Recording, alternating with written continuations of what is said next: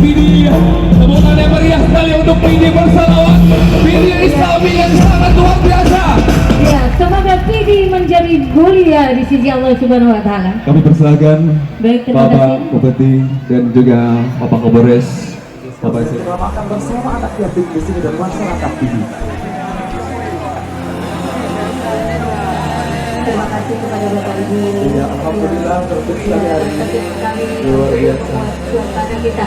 Tapi ini akan menjadikan anak yatim kita akan menjadi contoh teladan bagi mereka bahwa kita orang tuanya juga bisa tertib ya.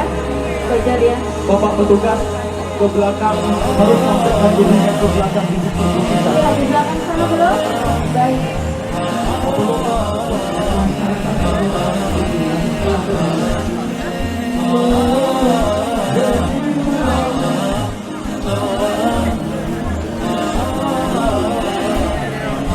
Iya, insya Allah mungkin dia ada